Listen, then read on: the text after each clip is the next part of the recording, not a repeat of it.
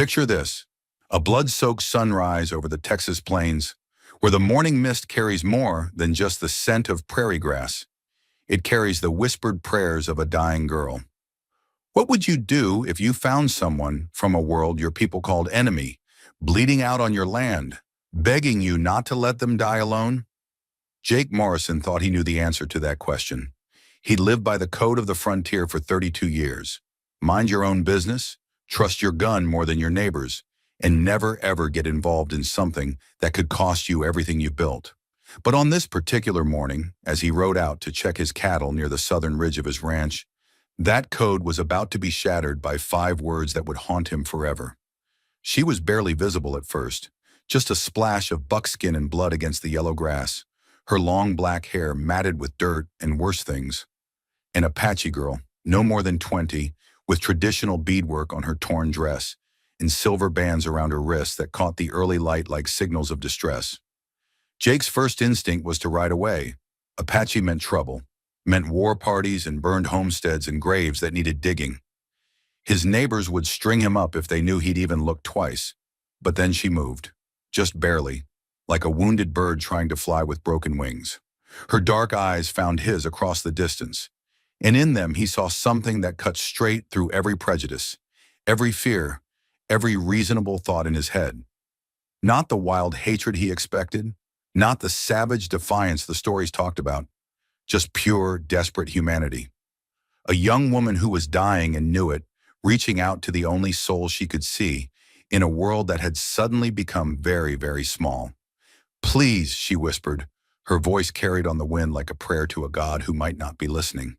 "Please don't leave me here to die." Jake Morrison had survived Indian raids, outlaw gangs, 3 harsh winters, and the kind of loneliness that could drive a man to talking to his horses. He'd built his ranch with his own 2 hands and defended it with blood when necessary. He was nobody's hero, nobody's saint, and sure as hell nobody's fool. But as he looked down at this broken girl who should have been his enemy, Jake realized that some choices don't give you time to think them through. Some choices reach up from the ground and grab you by the throat, demanding an answer that will define not just who you are, but who you're willing to become. What happened next would set 2 worlds on a collision course, challenge everything Jake thought he knew about right and wrong, and prove that sometimes the most dangerous thing you can do is show mercy to someone you're supposed to hate. This is the story of how a cowboy's compassion started a war between 2 peoples, and how love became the only weapon strong enough to end it. Jake Morrison had made plenty of hard choices in his 32 years, but none of them had ever involved a dying Apache girl whispering his name to the wind. He sat frozen on his horse Thunder for what felt like an eternity, his rifle within easy reach, his mind racing through every possible outcome of what he was about to do. The smart play was obvious. Ride away. Tell the sheriff there was a body on his land. Let someone else deal with the mess. Apache raids had been hitting settlements hard this summer, and folks in Copper Creek were already jumpy as cats in a thunderstorm. Finding an Apache on his property, even a wounded one, would raise questions he wasn't prepared to answer. But she was looking at him with those dark eyes that seemed to hold all the pain in the world, and Jake found himself dismounting before his brain could talk his heart out of it. "Easy now," he said, his voice rougher than he intended as he approached her slowly, hands visible and empty. "I ain't gonna hurt you." She flinched when he spoke, her body tensing like a cornered animal, but she was too weak to run. Up close, the damage was worse than he thought. Deep cuts along her arms, a nasty gash on her forehead that had bled down the side of her face, and something in the way she held her left side suggested broken ribs. Her breathing was shallow, labored. "Who did this to you?" Jake asked, crouching down a safe distance away. He'd learned enough Apache words from trading with peaceful bands to know the basics, but she surprised him by answering in clear English. "Raiders," she whispered, her voice barely audible. "Not my people.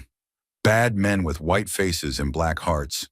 She coughed, flecks of blood staining her lips. "They took the others. Left me for the buzzards." Jake's jaw tightened. Renegade whites raiding under the guise of Apache to stir up trouble between the tribes and settlers. It was an old trick, but effective. The kind of men who'd torture a girl for sport and leave her to die slow. "What's your name?" he asked gently. "Ayana," she said, the word floating between them like a prayer. "It means eternal blossom." Jake nodded, filing the name away in a part of his heart he hadn't accessed in years. "I'm Jake. Jake Morrison. This here's my land." She studied his face with those penetrating eyes as if she could read his soul like tracks in the dirt. "You will leave me," she said quietly. It wasn't a question, just a statement of fact, resigned and tired. "Your people and mine, we are enemies now." "Maybe," Jake said, surprising himself with his honesty. "But right now, you're just a person who's hurt bad, and I'm just a man who can't walk away from that." He stood up, decision made despite every rational thought screaming at him to reconsider. "I'm gonna get some supplies from my saddlebags." "Don't try to run. You'll only hurt yourself worse." Ayana almost smiled at that. "I could not run if the devil himself was chasing me." Jake worked quickly, pulling out a canteen, clean cloth, and a small bottle of whiskey he kept for emergencies. This definitely qualified. As he returned to her side, he saw her watching him with a mixture of wariness and desperate hope that twisted something deep in his chest. "This is gonna hurt," he warned, uncorking the whiskey. "Everything hurts," she replied simply. He started with the head wound, cleaning away the dried blood as gently as possible. She didn't cry out, but he felt her body go rigid under his touch. Her skin was fever hot, and he could see infection starting to set in around the deeper cuts. "Those men," Jake said, trying to distract her as he worked, "they say anything about why they took your people?" Ayana's eyes flashed with something darker than pain. "They spoke of a man named Carson, said he pays good money for Apache women and children to work his mines." "The men." She trailed off, her jaw clenching. Jake knew the name. Silas Carson ran silver mines up in the mountains, and rumors had been circulating for months about his labor practices. Nothing anyone could prove, but the kind of whispers that made decent folk uncomfortable. "How many were taken?" he asked. "7. My sister among them." Her voice broke slightly on the last words. "Little bright star. She is only 14 summers." Jake's hand stilled for a moment. A sister, a child. The scope of what he was getting involved in suddenly became much larger and more dangerous. Carson had money, influence, and a small army of hired guns. Going up against him would be like spitting into a hurricane. But looking down at Ayana's face, seeing the desperate love and fear there, Jake realized he was already past the point of walking away. "We'll get her back," he heard himself say, the words coming out before he could stop them. Ayana's eyes widened. "You would do this? Risk your life for people you do not know?" Jake finished bandaging her head wound, his movements careful and precise. "I reckon I would. Question is, are you strong enough to tell me what I need to know to make it happen?" For the first time since he'd found her, Ayana's lips curved into something that might have been a smile. "I am strong enough for many things, Jake Morrison. I am my father's daughter." "Who's your father?" "Chief Standing Bear of the Chiricahua." She said it with quiet pride, despite her circumstances. "He leads the last free band in these mountains." Jake's blood ran cold. Standing Bear was a legend, a war chief who'd been fighting the army and settlers for 20 years, known for his tactical brilliance and absolute refusal to surrender. If this girl was his daughter, then helping her was tantamount to declaring war on every white settlement within 100 miles. "That complicate things for you?" Ayana asked, reading his expression. Jake was quiet for a long moment, considering. Then he carefully lifted her into his arms, feeling how light she was, how fragile despite her obvious strength. "Nah," he said, settling her across Thunder's saddle. "I never was much good at simple anyway." As they rode toward his ranch, Ayana leaning against his chest for support, Jake tried to calculate just how much trouble he was riding into. But every time he started to second-guess himself, he remembered those 5 words that had started it all. "Please don't leave me here to die." Some choices, Jake reflected, weren't really choices at all.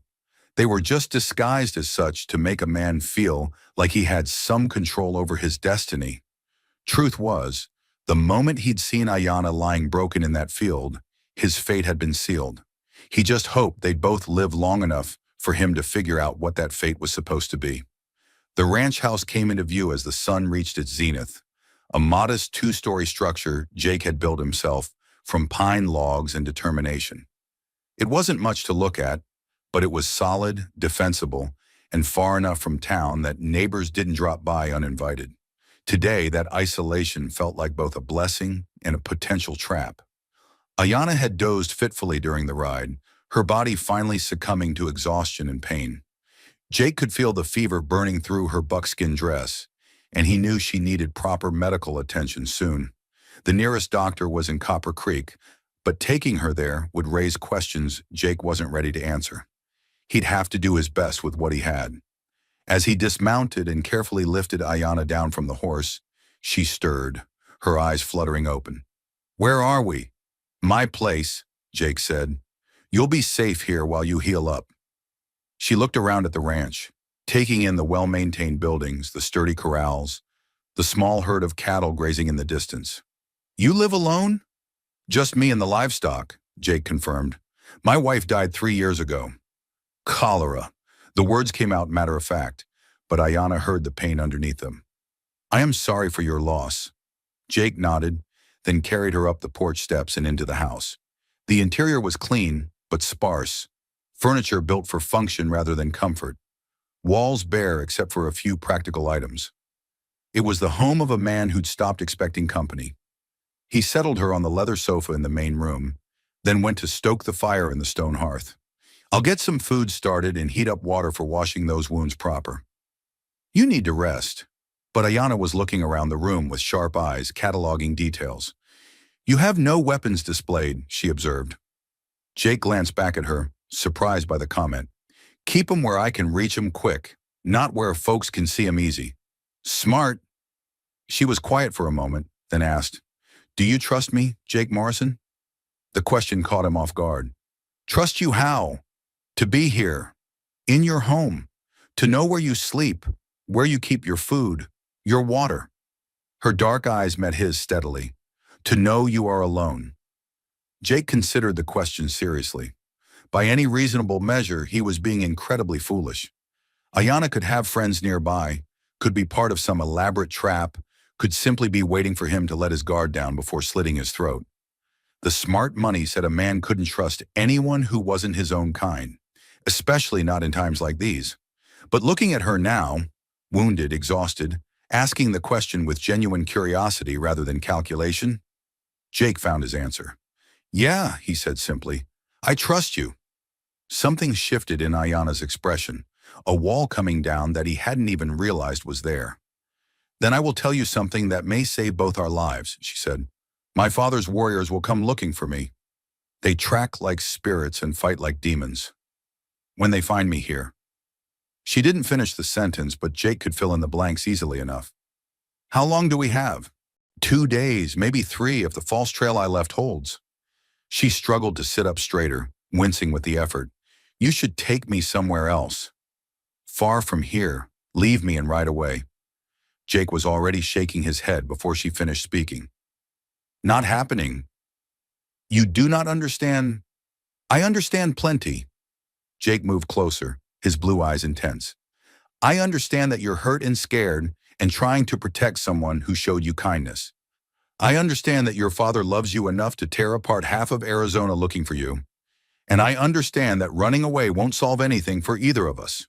Ayana stared at him in amazement. "You would face my father's warriors? For me?" Jake was quiet for a long moment, studying her face.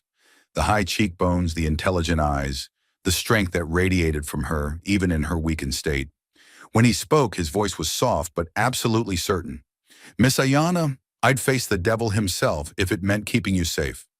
The words hung in the air between them, heavy with implications neither was quite ready to examine. Outside, a hawk cried in the distance, and somewhere beyond the mountains, Jake knew, Apache warriors were already on the trail. The clock was ticking, and Jake Morrison had just committed himself to the most dangerous gamble of his life. But as he looked into Ayana's eyes and saw something that might have been the beginning of trust, he realized he wouldn't change a damn thing about the choice he'd made. The first night was the worst. Ayana's fever spiked just after midnight. sending her into delirious ramblings that mixed Apache words with broken English pleas for her sister. Jake sat beside the sofa through the long hours, changing cool cloths on her forehead and trying not to think about how small and vulnerable she looked in the flickering firelight. Around 3 in the morning, she jolted awake with a gasp that sounded like a dying animal, her dark eyes wide and unfocused. For a moment she didn't seem to recognize where she was, her body tensing as if to flee. "Easy," Jake said softly, not moving from his chair so as not to startle her further. "You're safe. You're at my ranch, remember?" Ayana's breathing slowly steadied as awareness returned. She looked around the room, then back at him. "You stayed with me." "Wasn't gonna leave you to fight the fever alone," Jake replied. "How you feeling?" She took inventory of her body with the practiced assessment of someone who'd been injured before. "Like I was trampled by a Mustang, but better than yesterday." Jake smiled despite his exhaustion. "That's progress. Think you could manage some broth?" "You need to get something in your stomach." As he prepared a simple soup from beef bones and vegetables, Jake found himself stealing glances at Ayana. In the morning light streaming through the windows, he could see details he'd missed before. The intricate beadwork on her dress that told stories he couldn't read, the silver bracelet on her wrist engraved with symbols that seemed to dance in the light, the way her hair caught the sun like spun silk. She was beautiful. There was no denying that. But it was more than just her physical appearance that drew him. There was an intelligence in her eyes, a strength that showed through even in her weakened state. She carried herself like royalty, which Jake supposed she was, in her own way. "Your wife," Ayana said suddenly, breaking into his thoughts. "What was her name?" Jake's hand paused for a moment as he stirred the pot. "Sarah. Sarah Mitchell before she married me. Tell me about her." It was a request Jake wasn't expecting, and for a moment he considered deflecting. He didn't talk about Sarah much. It still hurt too much, even after 3 years. But something in Ayana's voice, a genuine curiosity mixed with compassion, made him want to share. "She was light," he said finally. "That's the best way I can put it. Always finding the good in things. Always believing people could be better than they were. She used to say I worried too much about tomorrow and not enough about today." "She sounds wise." "She was." Jake ladled broth into a bowl and brought it to Ayana, helping her sit up enough to eat without spilling. "She would have liked you, I think. She always said the measure of a person wasn't what tribe they came from or what color their skin was, but what was in their heart." Ayana sipped the broth carefully, her eyes never leaving his face. "And what do you see in my heart, Jake Morrison?" The question was asked simply, but Jake sensed layers of meaning beneath it. She wasn't just asking about his opinion. She was testing something, probing for the truth of who he really was. "I see someone who loves her family enough to die protecting them," he said after a moment. "Someone who's strong enough to trust a stranger when trust could mean life or death. Someone who—" He paused, searching for the right words. "Someone who makes me want to be better than I am." The spoon stopped halfway to Ayana's lips. She studied his face intently, as if she could read his soul through his eyes. "That is dangerous talk between our peoples." "Yeah, well," Jake said with a rueful smile, "I seem to be making a habit of dangerous choices lately." They ate in comfortable silence for a while, the morning sun painting golden rectangles on the wooden floor. Outside, Jake's cattle lowed softly in the distance, and somewhere a meadowlark sang its liquid song. It was peaceful, domestic even, and Jake found himself wishing it could last. But reality had a way of intruding on such moments. "Jake," Ayana said quietly, setting down her bowl, "there are things you should know about what happened to my people. Things that will help you understand why my father will not listen to reason when he comes." Jake settled back in his chair, prepared for whatever she was about to tell him. "The men who took us," she began, her voice steady despite the pain in her eyes. "They were not random raiders. They knew things. Where our camp was hidden, when the men would be away hunting, which paths we used for water." Her hands clenched into fists. "Someone told them. Someone who had been welcomed into our circle, who had eaten our food and shared our fire." "A traitor?" Perhaps. Or a soldier who claimed to want peace. We have been betrayed before. The bitterness in her voice was sharp as broken glass. My father has grown to trust no white man's word. When he finds me here, he'll assume I'm part of whatever happened to your people, Jake finished. Ayanna nodded. He will see only that his daughter was taken by white men and found in a white man's house. The fact that you saved me will not matter to his grief and rage. Jake absorbed this information, calculating angles and possibilities. What if you told him the truth? Explained what really happened? Would you believe such a story? If your daughter was taken and you found her weeks later in an Apache camp, would you listen to explanations? Ayanna's dark eyes held no judgment, only sad understanding. Pain makes us all fools, Jake Morrison. It blinds us to everything but the need for vengeance. The weight of their situation settled over Jake like a heavy blanket. He was caught between forces that had been building toward conflict for years, forces that didn't care about individual acts of kindness or the growing connection he felt with the woman sitting in his living room. There might be another way, he said slowly, an idea forming. What if we could prove who really took your people? Show your father that Carson and his men are the real enemy. Ayanna leaned forward, wincing slightly at the movement. How? Carson's mines are only 2 days' ride north of here. If he's got your people working his claims, there'll be evidence. Witnesses. Maybe we could, We? Ayanna interrupted. Jake realized what he'd said and felt heat rise in his cheeks. I mean, I could go look. You need to rest and heal. No.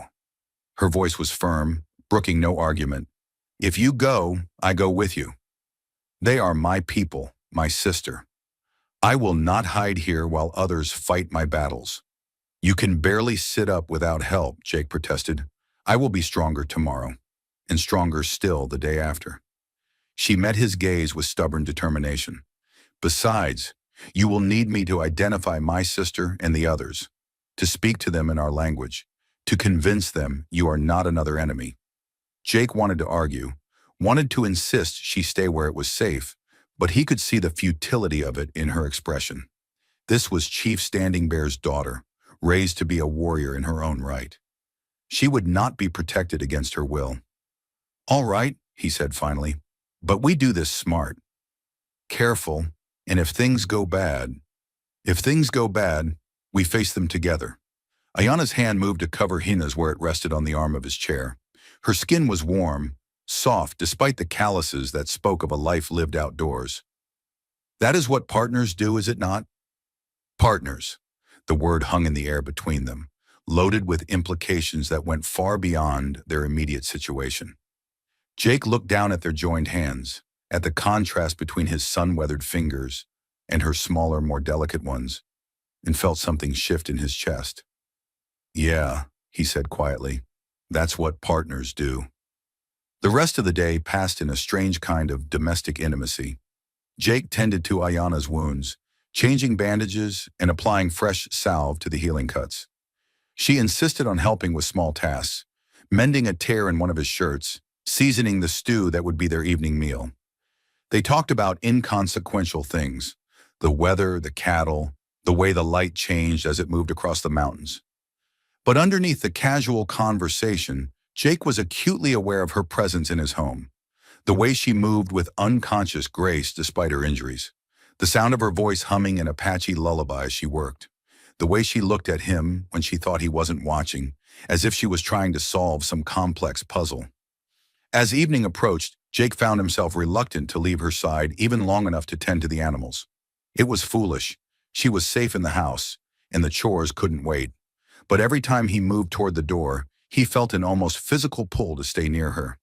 Go, Ayanna said with gentle amusement, as if she could read his thoughts. Your horses need attention, and I am not so fragile that I will break if left alone for an hour. Jake nodded reluctantly and headed for the door, but stopped when she called his name. Jake? Her voice was soft, uncertain. When you come back, will you tell me about Sarah? About how you met her? What made you fall in love? The request surprised him, but not unpleasantly. Why?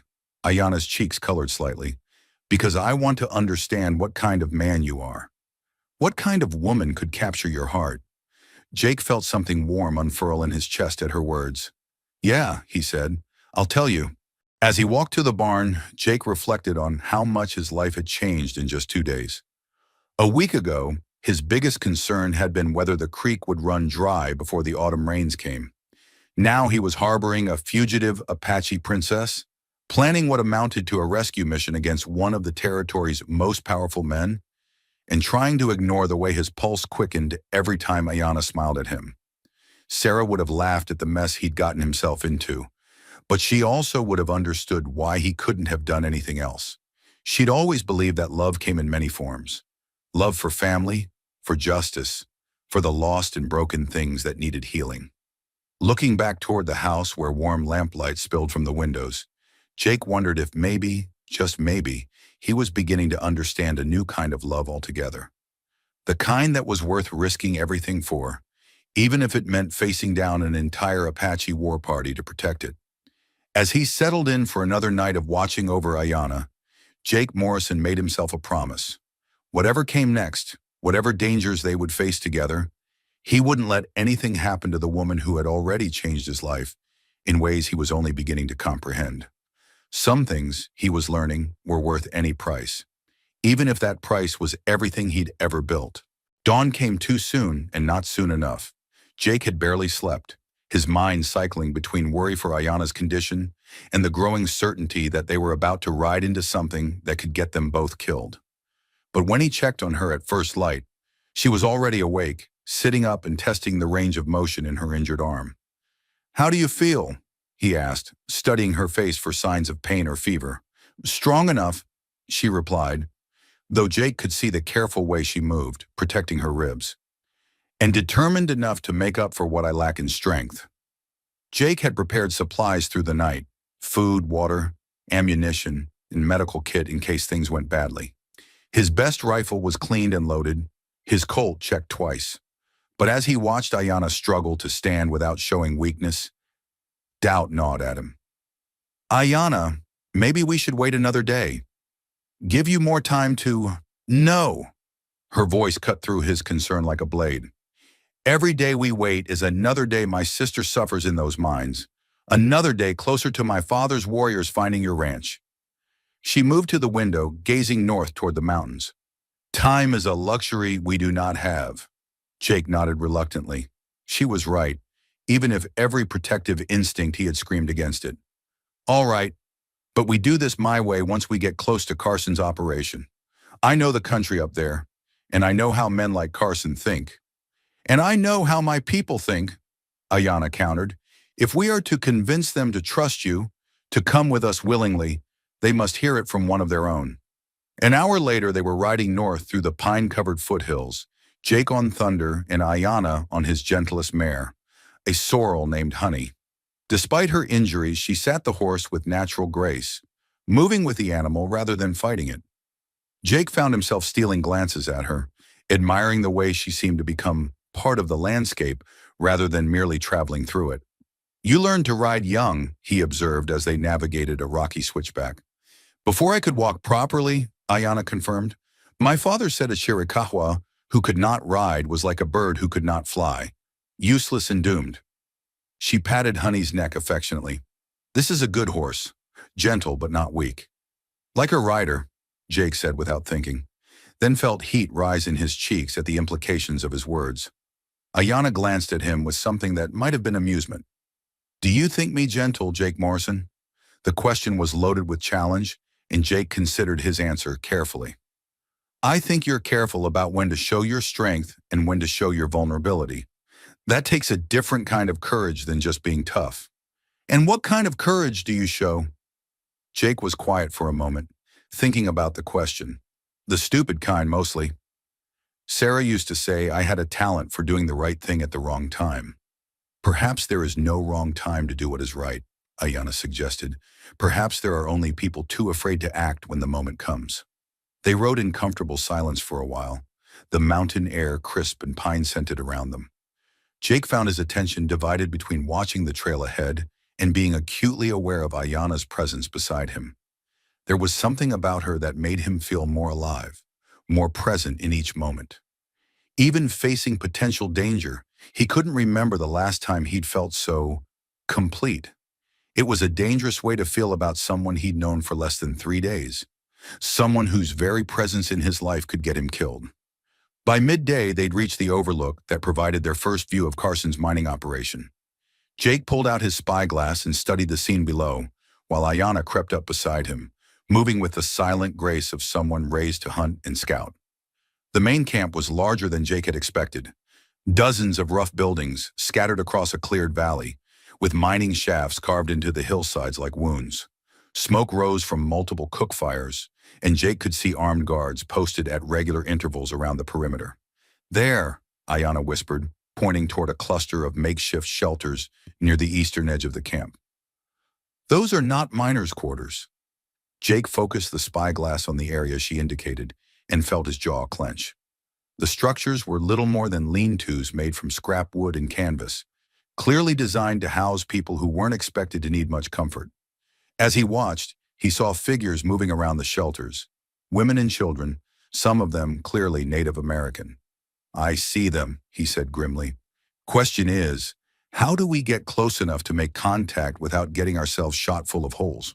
Ayanna was already studying the terrain, her experienced eyes picking out potential routes of approach. "There is a ravine that runs along the eastern side. If we wait until the guards change shifts..." A rifle shot cracked through the mountain air, echoing off the canyon walls. Both Jake and Ayanna froze, pressing themselves flat against the rocks. Below them, shouts erupted from the camp as men ran toward the mining shafts. "What's happening?" Ayanna whispered. Jake adjusted the spyglass, trying to get a better view. What he saw made his blood run cold. Cave in. One of the shafts collapsed. Even from their position high above the camp, they could hear the desperate shouts as men worked to clear debris from the tunnel entrance. Jake watched Carson himself emerge from the main building, gesturing angrily as he surveyed the situation. "This is our chance," Ayanna said suddenly. "While they are distracted..." "Are you insane?" Jake grabbed her arm as she started to rise. "They'll be on high alert now. This is the worst possible time to..." "This is when people show their true nature," Ayanna interrupted, her dark eyes blazing. "When crisis comes, when others are suffering, will Carson risk his precious guards to save trapped miners? Or will he count his losses and protect his profits?" As if in answer to her question, they watched Carson point toward the collapsed shaft, then shake his head and turn away. Several of his men started to follow him back to the main building, leaving only a skeleton crew working at the debris. "Son of a bitch," Jake muttered. "He's abandoning them." "And now we know what kind of man we face," Ayanna said grimly. "The kind who values gold more than lives." The sound of shouting from below grew more desperate, and Jake could see women from the shelter area running toward the collapsed mine, only to be turned back by guards. One woman, small with long black hair, fought against the man holding her back, her voice carrying across the valley in what Jake recognized as Apache. Ayanna went rigid beside him. "Bright Star," she breathed. "Your sister?" "Yes." Ayanna's voice was thick with emotion. "She is trying to reach the mine. Someone she cares about must be trapped." Jake watched through the spyglass as the young girl was forcibly dragged back toward the shelters, her anguished cries audible even at their distance. The casual brutality of it, the complete disregard for her obvious distress, made something cold and hard settle in his chest. "We're going down there," he said, decision made. "Jake, no. It is too dangerous. Look at me." His voice was quiet but intense, and when Ayanna met his eyes, she saw something there that hadn't been present before. A kind of focused determination that was both impressive and slightly frightening. "That's your sister down there, suffering while Carson counts his money. And those miners, they might die while we sit up here being careful." Ayanna studied his face for a long moment. "This is not your fight. Like hell it isn't." Jake was already checking his weapons, his movements quick and efficient. "The moment I decided to help you, the moment I saw what kind of operation Carson's running, this became my fight too. And if we die," Jake met her gaze steadily, "then we die trying to do something that matters. Sarah always said that was the only way worth going." Something shifted in Ayanna's expression, surprise, admiration, and something deeper that made Jake's pulse quicken. You are not what I expected, Jake Morrison. What did you expect? A kind man who would help a wounded stranger and then step back when things became dangerous. She checked her own knife, the silver blade catching the afternoon light. I did not expect a warrior. Maybe I didn't either, Jake admitted. Maybe you bring out parts of me I didn't know were still there. They moved down the mountainside like ghosts, using the chaos around the collapsed mine as cover. Jake's heart hammered against his ribs, but his hands were steady, his movements sure. Beside him, Ayanna flowed through the terrain with liquid grace, her earlier injuries seemingly forgotten in the face of action and purpose. When they reached the edge of the camp, Jake caught her arm gently. Once we start this, there's no going back. Ayanna's hand covered his, warm and sure. I would not go back if I could. Even knowing what it might cost? She was quiet for a moment, looking toward the shelters where her sister was being held, then back at Jake. When she spoke, her voice was soft but absolutely certain. Some things are worth any price, Jake Morrison. Family, honor, and sometimes, she paused, her dark eyes holding his. Sometimes a chance to stand beside someone who makes you believe in something better. Jake felt something shift between them in that moment, something that went beyond partnership or mutual respect. It was the recognition of two people who had found something rare and precious in each other, something worth fighting for, even in the face of impossible odds. All right then, he said quietly.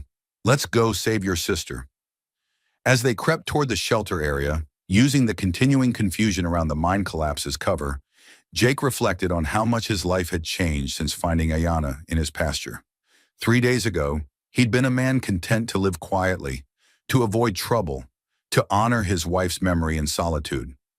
Now he was about to assault a heavily defended mining camp, to rescue a group of Apache captives. And the only thing that surprised him about it was how right it felt. Some choices, Jake realized, didn't just change your circumstances. They revealed who you'd always been underneath, just waiting for the right moment to emerge. And as he prepared to risk everything for a woman he was rapidly falling in love with, and a cause that could get them both killed, Jake Morrison discovered that he was apparently the kind of man who would face impossible odds for the people he cared about. It was a good thing to know about yourself, even if you learned it at the worst possible time. The chaos around the collapsed mine shaft provided better cover than Jake had dared hope. Guards who should have been patrolling the perimeter were either helping with the rescue effort or standing around watching Carson rage at his foreman. In the confusion, two figures moving carefully through the shadows went completely unnoticed. Jake and Ayanna reached the edge of the shelter area just as the sun began its descent toward the western peaks. The makeshift structures were even more pathetic up close. Scraps of wood and canvas that wouldn't keep out a spring rain, let alone provide comfort for the people forced to live in them. There, Ayanna whispered, pointing toward a cluster of women huddled near the largest shelter. I see her. Jake followed her gaze and spotted the girl who had fought against the guards earlier. Even from a distance, the family resemblance was clear. The same high cheekbones, the same determined set to her jaw, the same fierce spirit that refused to be broken despite circumstances. How do we get close without causing a panic? Jake asked quietly. Leave that to me. Ayanna was already moving, circling around toward the back of the shelters with the silent grace of a hunting cat. Jake watched nervously as she approached the group of women from behind, moving from shadow to shadow until she was close enough to speak. He saw her call out softly in Apache, saw the heads turn, saw the moment of shocked recognition on Brightstar's face. The reunion was brief but intense. Brightstar rushing to embrace her sister, while the other women formed a protective circle around them. Jake could see Ayanna speaking rapidly in their native language, gesturing toward his position. Several of the women looked his way with obvious suspicion, but Brightstar's reaction was different. She studied him for a long moment, then nodded once, as if coming to some internal decision. Ayanna made a subtle hand signal, and Jake crept forward to join the group. Up close, he could see the toll captivity had taken on all of them. Hollow cheeks, bruised arms, the haunted look of people who had seen too much suffering. But there was also strength there, a resilience that reminded him why the Apache had never been truly conquered. This is Jake Morrison, Ayanna said quietly in English, her hand finding his arm. He is the one who saved me, the one who brought me here to find you. Bright Star studied Jake with eyes that seemed far too old for her 14 years. When she spoke, her English was halting but clear. Sister says you are different, that you risk much for people not your blood. Your sister's worth risking for, Jake replied simply, and so are all of you. An older woman stepped forward, her face lined with worry and suspicion. She spoke rapidly to Ayana in Apache, her tone sharp with questions. Gray Dove wants to know if this is a trap, Ayana translated. If you are working with Carson to make us trust you, Jake looked directly at the older woman as he answered. Ma'am, if I was working with Carson, I wouldn't need tricks to control you. He's got guns and guards for that. I'm here because... He glanced at Ayana, saw something in her eyes that gave him courage to speak the truth. Because your daughter saved my life just by trusting me, and I figure the least I can do is try to return the favor. Gray Dove's expression softened slightly, but before she could respond, shouts erupted from the direction of the main camp. Through the gaps between buildings, Jake could see torches being lit as evening approached. They're organizing search parties, he said grimly. Someone must have noticed we're here. No, Bright Star said, her young face grim. They search for the miners, the ones who lived through the cave-in. Carson, She struggled for the English words. He does not want them to tell what they saw in the deep tunnels. Jake felt ice form in his stomach. What did they see? Bright Star looked to her sister, spoke quickly in Apache. Ayana's face went pale as she listened. Bodies, Ayana translated, her voice barely above a whisper. Old bodies. Apache bodies.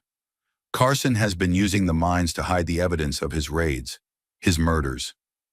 The pieces clicked together in Jake's mind with sickening clarity. Carson wasn't just using forced labor, he was systematically eliminating Apache bands and hiding the evidence in the mines. The cave-in had exposed his secret graveyard, and now he was hunting down anyone who might have seen it. We need to move, Jake said urgently. Now, before... Too late, Gray Dove hissed, pointing toward the camp entrance. Jake turned to see a line of torches moving toward the shelter area, guards with rifles spreading out in a search pattern. At their head walked Carson himself, a tall man with silver hair and cold eyes that seemed to catalog everything they fell upon. Back here, Jake whispered, motioning toward a gap between two shelters. Stay low and quiet. They huddled in the shadows as the search party approached, Jake's hand hovering over his Colt while Ayana gripped her knife. The other women pressed close together, some of them holding children who had learned not to cry at the worst possible moments. Carson's voice carried clearly in the mountain air as he addressed his men. Check every shelter, every hiding place. If any of those miners are alive, I want them found and dealt with quietly. And while you're at it, do a head count on our workers. Make sure none of them are getting ideas about wandering off. Jake met Ayana's eyes in the dim light and saw his own determination reflected there. They couldn't save everyone, not tonight, not against these odds. But they could save some. They could save the ones who mattered most to the woman who was rapidly becoming everything to him. Bright Star, he whispered urgently. Can you and two others travel fast and quiet? The girl nodded without hesitation. I can. Gray Dove? Ayana asked her in Apache. The older woman's response was firm, decisive. She pointed to herself and one other woman, a younger Apache with intelligent eyes who had been listening intently to their conversation. Windwalker, Ayana explained. She knows the mountain paths better than anyone. All right, Jake said, his mind racing through possibilities. We take these three and get them clear of the camp. Once they're safe, we figure out how to come back for the others. Jake, Ayana said softly, her hand touching his arm. There are 12 people here. We cannot save them all in one trip. I know. The words tasted like ashes in his mouth. But we save who we can tonight. Then we find a way to save the rest. A torch flared nearby, close enough for them to see the shadow of a guard moving between the shelters. Jake drew his Colt silently, thumb on the hammer, ready to act if they were discovered. But Ayana's hand covered his, stopping him. No, she whispered. Gunfire will bring them all. Trust me. Before Jake could ask what she meant, Ayana was moving, sliding out of their hiding spot like smoke. Jake watched in amazement as she circled behind the guard, moving with such perfect silence that even he lost track of her position for a moment. The guard never knew what hit him. Ayana's knife hilt caught him behind the ear with surgical precision, and he dropped like a stone. She was already dragging his unconscious form into the shadows before Jake fully processed what had happened.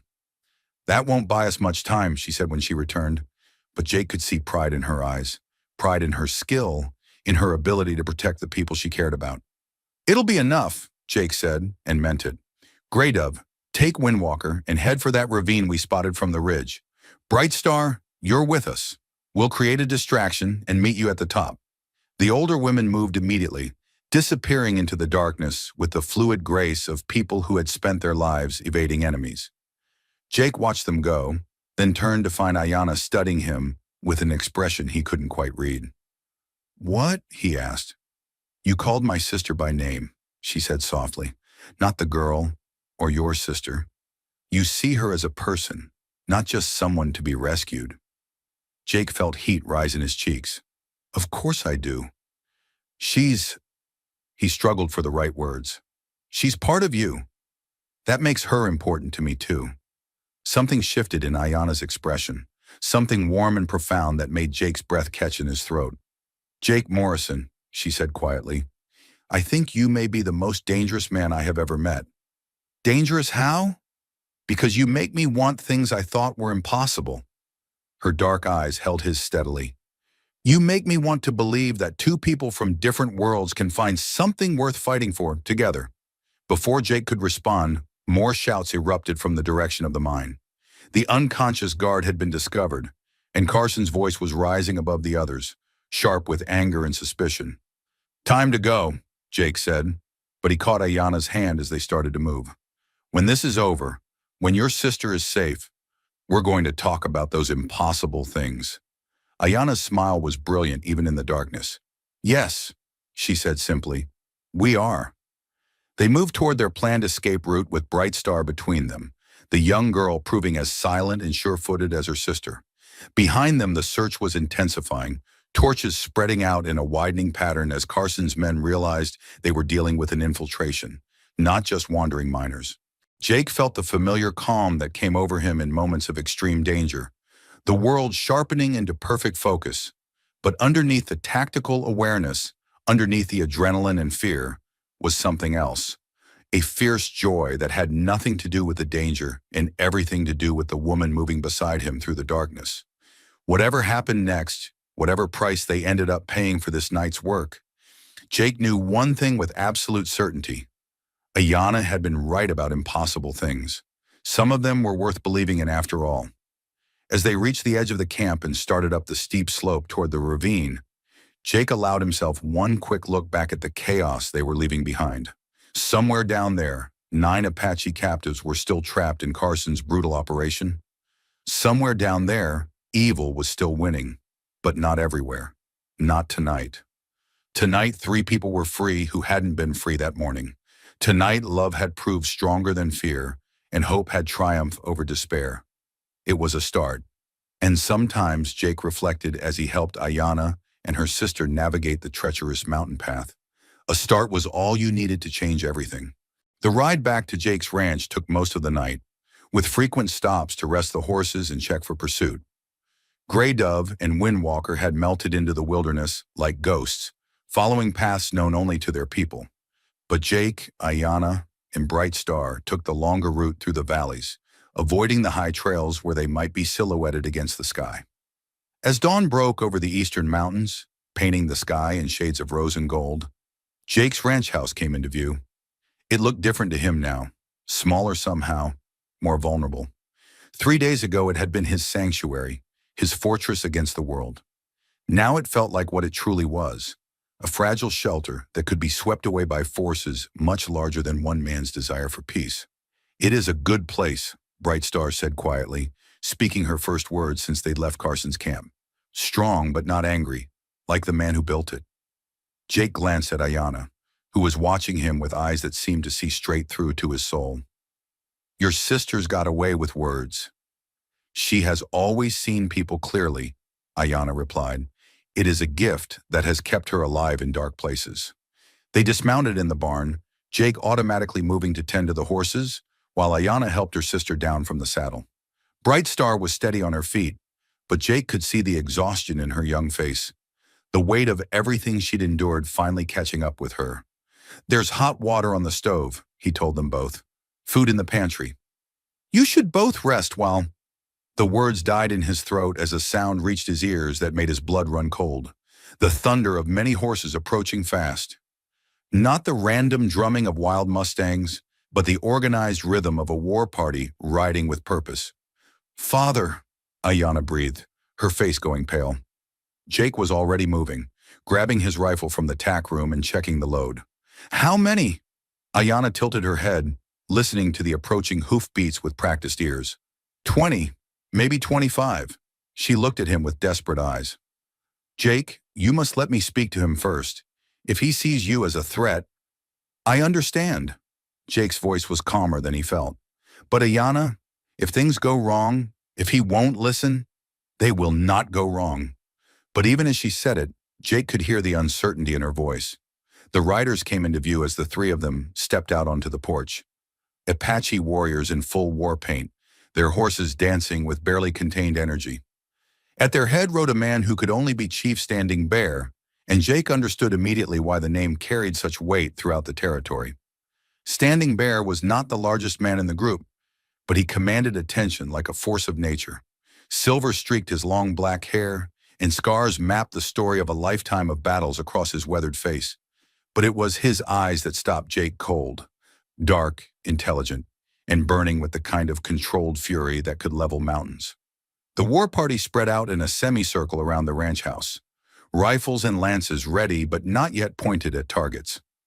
Standing Bear himself dismounted with fluid grace and walked toward the porch, his gaze locked on Jake with predatory intensity. "Father," Ayanna called out in Apache, stepping forward with her hands visible and empty. Standing Bear's eyes flicked to his daughter, and for just a moment, Jake saw the mask slip. Relief, love, and desperate worry all flashed across the chief's face before the iron control reasserted itself. He spoke to Ayanna in rapid Apache, his voice sharp with questions. She answered in the same language, her tone respectful but firm. Jake caught his own name mentioned several times, along with words he didn't recognize but could guess at from context. Explanation, rescue, trust. Standing Bear listened without interruption, his gaze never leaving Jake's face. When Ayanna finished speaking, the silence stretched like a bowstring, taut with potential violence. Finally, the chief spoke, his English accented but clear. "My daughter tells me you saved her life, that you risked your own safety to help her find her sister." "Yes, sir," Jake replied simply. "I did. And she tells me you ask nothing in return, that you expect no reward, no treaty, no advantage for your people." Standing Bear's eyes narrowed.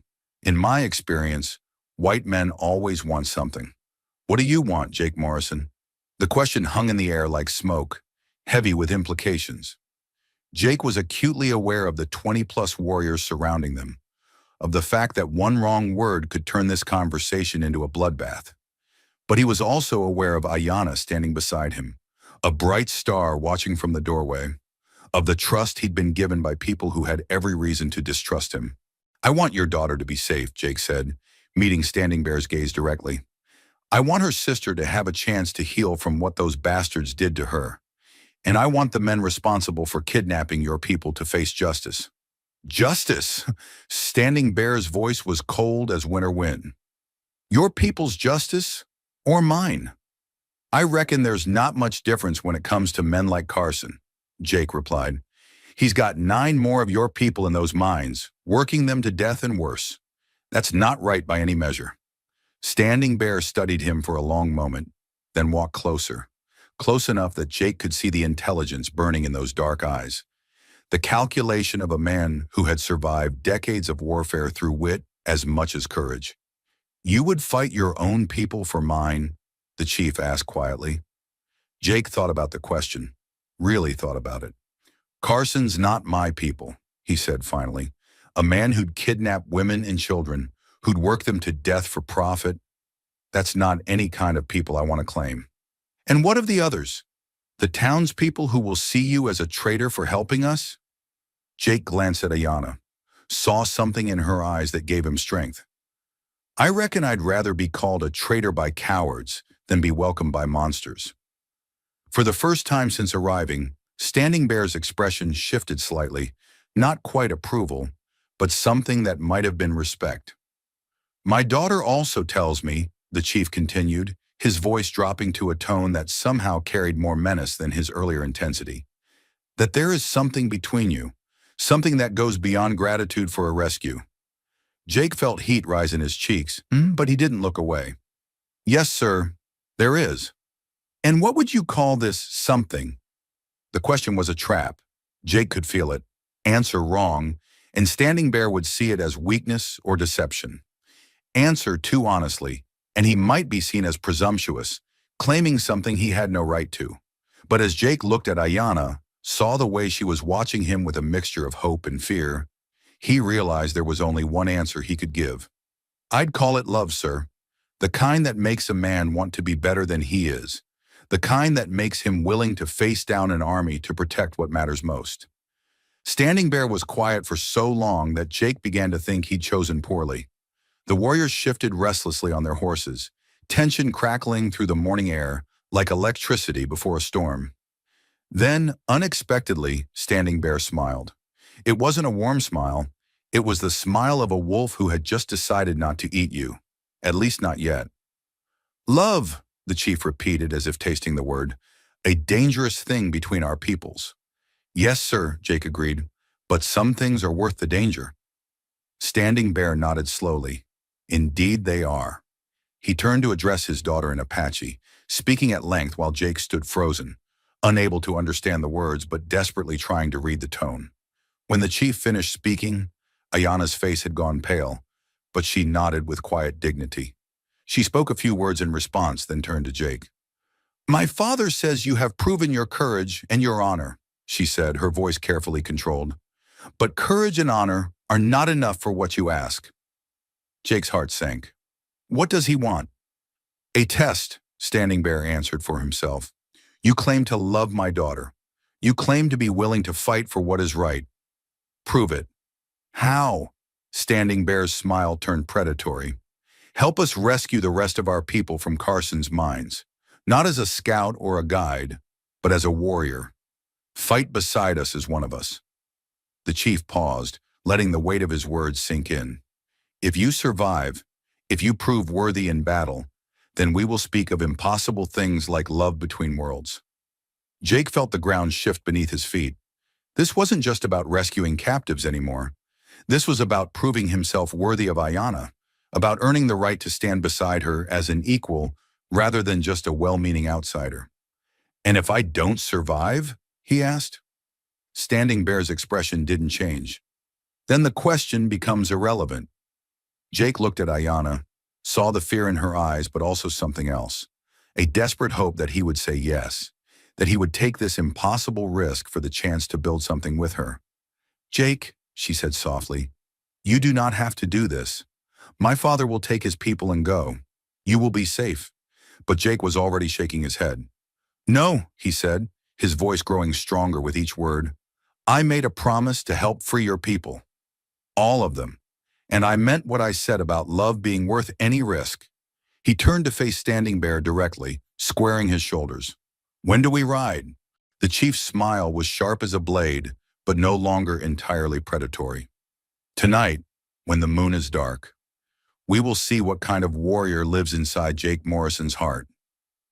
As the sun climbed higher in the sky and the Apache war party settled in to wait, Jake felt Ayana's hand slip into his. Her fingers were warm, sure, and when he looked into her eyes, he saw everything he needed to know about the choice he just made. Some things were worth any risk. Some things were worth facing an entire army for. And some things, like the love growing between a lonely rancher and an Apache chief's daughter, were worth risking everything to protect. The moon was nothing more than a sliver of silver in the star-drunk sky when Standing Bear's war party moved out toward Carson's mining operation. Jake rode among them, his face painted with the same ochre and ash patterns that marked the Apache warriors, His clothes traded for buckskin leggings and a simple shirt that wouldn't catch on branches or reflect moonlight. Ayana had helped him prepare, her fingers steady as she applied the war paint, her dark eyes holding his in the dim lamplight of the ranch house. "This paint tells a story," she had said softly, drawing a line across his forehead. "It says you ride with the people now, that you fight for something larger than yourself." "What if I'm not worthy of it?" Jake had asked, voicing the fear that had been gnawing at him since Standing Bear's challenge. "You became worthy the moment you chose love over fear," Ayana replied, completing the pattern on his cheeks. "The rest is just proving it to yourself." Now, as they approached the mining camp in the pre-dawn darkness, Jake tried to hold on to that certainty. Around him, the Apache warriors moved like shadows, their horses' hooves wrapped in leather to muffle sound. Standing Bear had positioned Jake in the center of the formation, close enough to prove his courage, but protected enough to survive his first real battle. The plan was elegant in its simplicity. 3 groups would strike simultaneously. Standing Bear would lead the main assault on the guard posts, drawing attention and fire. A smaller group would circle around to free the remaining captives from the shelters. And Jake, along with 2 of Standing Bear's most trusted warriors, would infiltrate Carson's main building and capture the man himself. "Remember," Standing Bear had told him as they prepared to separate, "Carson alive is worth more than Carson dead. He knows things, where other raids have taken our people, which officials have helped him, how deep his network goes." Jake nodded, checking his weapons one final time. The weight of the Colt on his hip was familiar, comforting, but the Apache knife at his belt felt strange. It was a gift from Standing Bear, a blade that had taken lives in defense of the people, now entrusted to a white man who was trying to earn his place among them. The signal came as a hawk's cry, barely distinguishable from the real thing. Immediately, the night exploded into action. Gunfire erupted from the guard posts as Standing Bear's warriors struck like lightning, their war cries splitting the darkness.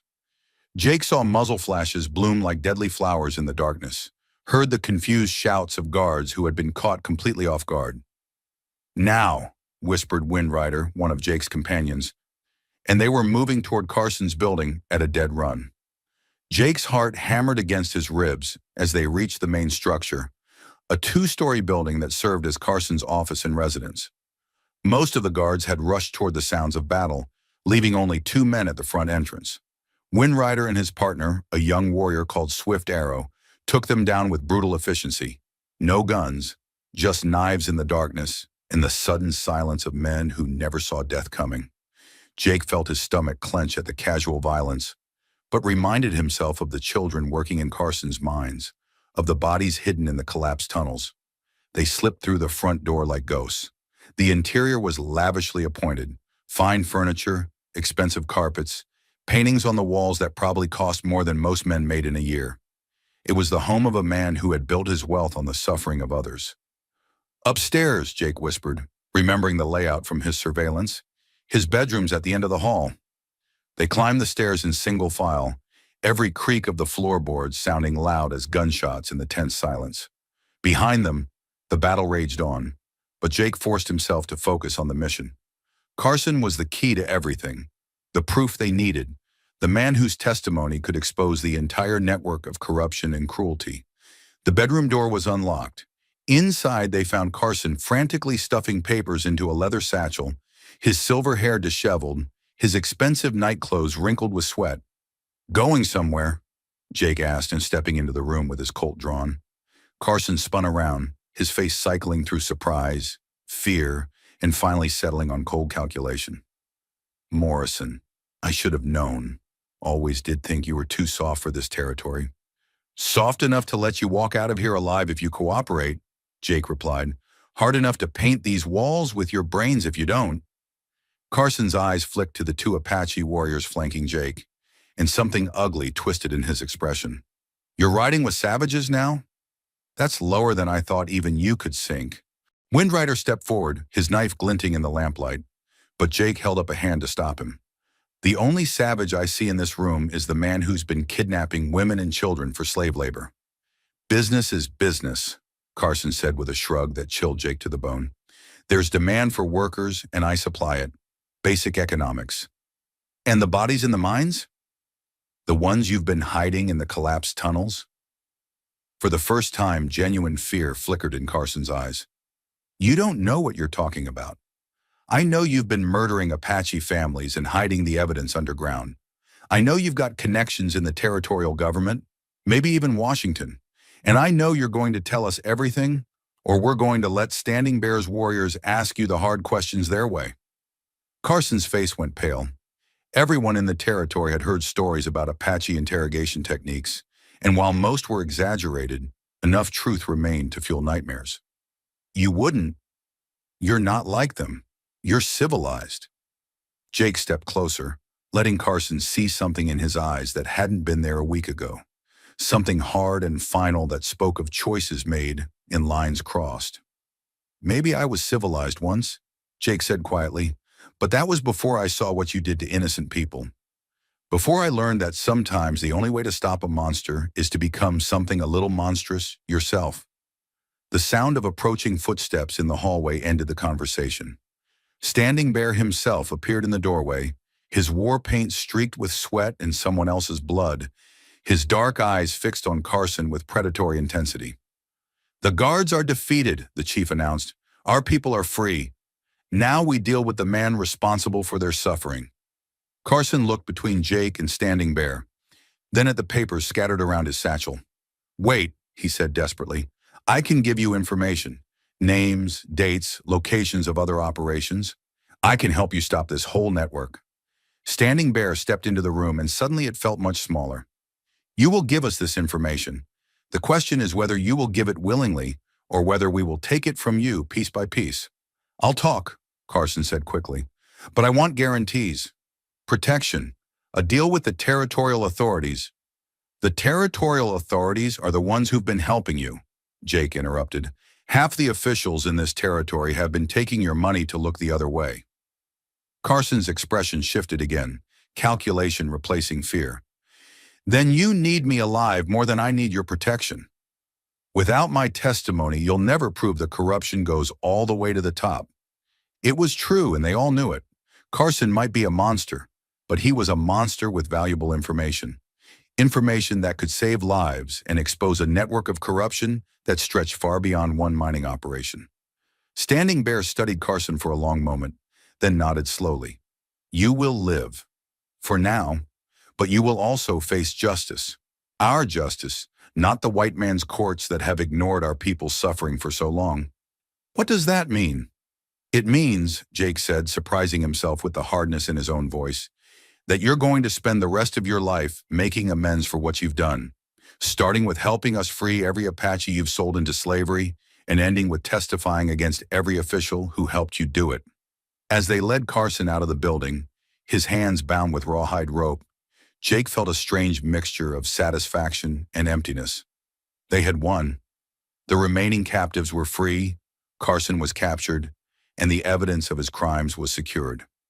But victory felt different than he had expected, more complex and less clean. Outside, the Apache warriors were already preparing for the journey home. The freed captives, 9 people who had endured weeks of brutality, were being helped onto horses, their faces showing the kind of stunned relief that comes after surviving something that should have killed you. Ayanna was waiting for him at the edge of the camp, her own face painted for war, her dark eyes searching his face for signs of injury or trauma. You did it, she said softly, her hand finding his. You proved yourself worthy. Jake looked around at the scene, Apache warriors tending to their rescued people, Carson bound and defeated, the mining operation in ruins, and realized something important. No, he said, meeting her eyes. We did it. Together. Standing Bear approached them, his expression unreadable in the pre-dawn light. Jake Morrison, he said formally, you have fought with honor beside the people. You have proven your courage and your commitment to justice. The chief paused, his dark eyes moving between Jake and his daughter. If you still wish to speak of impossible things, now is the time. Jake felt his heart hammering as he turned to face Ayanna fully. Around them, the Apache warriors had grown quiet, sensing the importance of the moment. Ayanna, Jake said, his voice carrying clearly in the mountain air. I know our peoples have been enemies. I know there are forces that will try to tear us apart. People who will say what we have is wrong or impossible. He took her hands in his, feeling the strength in her fingers, the warmth of her skin. But I also know that love doesn't recognize boundaries or bloodlines. And I know that I want to spend whatever time I have left on this earth trying to be worthy of the gift you've given me. Ayana's eyes were bright with unshed tears, but her voice was steady when she replied, Jake Morrison, you have already proven yourself worthy. You risked everything for my people, not because you had to, but because your heart demanded it. She smiled, and it was like sunrise breaking over the mountains. I choose you as you have chosen me. Whatever comes, we face it together. Standing Bear nodded slowly, then did something Jake hadn't expected. He smiled genuinely and warmly. Then it is settled, the chief said. You will be married in the Apache way, with the blessings of the people. And Jake Morrison, he clapped a strong hand on Jake's shoulder. Welcome to the family. As the sun rose over the mountains, painting the sky in shades of gold and rose, Jake Morrison stood surrounded by Apache warriors and held the woman he loved in his arms. It wasn't the life he had planned, wasn't the safe, quiet existence he had thought he wanted. It was something infinitely better. 6 months later, Jake and Ayana's ranch had become a symbol of something new in the territory, a place where Apache and white families worked together, where old enemies had become partners in building something better. Carson's testimony had indeed brought down a network of corruption that reached into the highest levels of government, and the man himself worked every day in the fields he had once ruled through fear and violence. It wasn't perfect. There were still those on both sides who saw their union as betrayal or abomination. But there were also those who saw it as hope, as proof that the cycle of violence could be broken by people brave enough to choose love over fear. And on quiet evenings, when Jake and Ayana sat on their porch watching the sunset paint the mountains purple and gold, they knew they had found something worth all the risks they had taken. Some things were worth any price. Some things were worth facing down an army for. And sometimes, if you were very lucky and very brave, those impossible things turned out to be possible after all. And so across these unforgiving lands, another tale drifts away with the wind. A story of how love conquered fear, how courage bridged two worlds, and how one man's choice to show mercy to a dying stranger changed everything. Jake Morrison started as a lonely rancher who just wanted to mind his own business and live quietly on his patch of Texas dirt. But when he heard those 5 desperate words, "Please don't leave me here to die," he discovered that some choices don't give you time to think them through. Some choices reach up from the ground and grab you by the throat, demanding an answer that will define not just who you are, but who you're willing to become. Ayana could have died in that field, another victim of Carson's brutality, another Apache woman whose story would never be told. Instead, she found a man who saw past the color of her skin to the humanity underneath, who risked everything, his safety, his reputation, his very life, because it was simply the right thing to do. Their love story wasn't easy. It was forged in gunfire and tested by prejudice, threatened by forces that wanted to keep their worlds forever separate.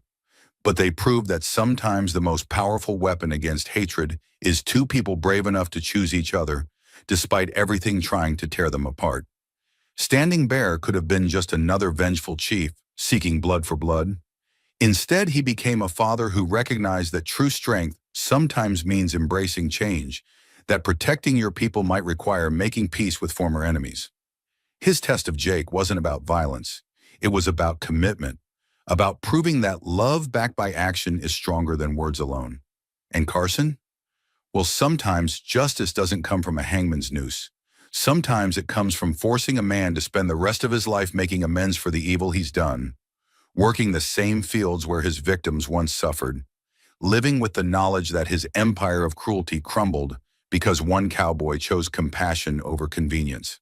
But here's what I want to know from you, the folks who've ridden this trail with us tonight. Have you ever been faced with that kind of choice? A moment when doing the right thing meant risking everything you'd built? When love, whether for family, justice, or another person, demanded that you step outside your comfort zone and into the unknown? Maybe you found someone lying broken by the side of life's road, and you had to decide whether to stop and help or keep riding. Maybe you met someone from a different world, different background, different beliefs, different color, and felt a connection that everyone around you said was impossible. Maybe you discovered corruption or cruelty in your own community and had to choose between staying silent and speaking up. Those moments define us more than any other. The moments when our hearts and our fears go to war and we have to decide which one wins. Tell us in the comments, what would you have done in Jake's boots? Would you have risked everything for a stranger? Have you ever found love in an unexpected place with someone the world said you shouldn't care about? Share your stories of courage, of love that conquered fear, of times when doing right cost you everything, but gave you something even more valuable in return. Your stories matter here at Wild West Stories. Every comment, every shared experience, every tale of ordinary people doing extraordinary things reminds us why these old stories still echo across the years. They're not just about cowboys and Indians, about gunfights and gold rushes. They're about the eternal human struggle to choose love over hate, courage over fear, hope over despair. If this story touched something in your heart, if it reminded you that impossible things sometimes turn out to be possible after all, then smash that like button, ring that notification bell, and subscribe for more tales from the frontier, where love was the bravest weapon of all. Because out here in the wild west of the human heart, there are still so many stories left to tell. Stories of redemption and romance, of justice and second chances, of ordinary folks who discovered they were capable of extraordinary things when love demanded it of them. Until next time, keep your hearts open to impossible things, your courage ready for when it's needed. And remember, sometimes the most dangerous thing you can do is show mercy to someone you're supposed to hate. This is Wild West Stories, where every sunset promises a new beginning, and every sunrise brings another chance to choose love over everything trying to destroy it. Ride safe, partners. We'll see you on the next trail.